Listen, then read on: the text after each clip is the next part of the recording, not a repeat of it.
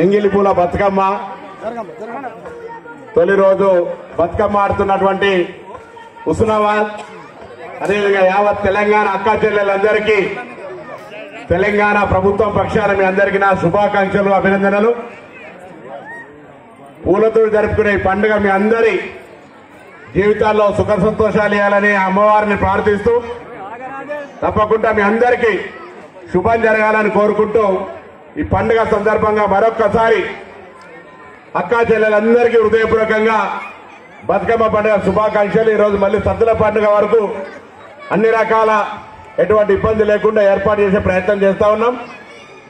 హుస్నాబాద్ పండుగ ఘనంగా జరగాలని ఆకాంక్షిస్తూ అందరికీ మరొకసారి నా శుభాకాంక్షలు.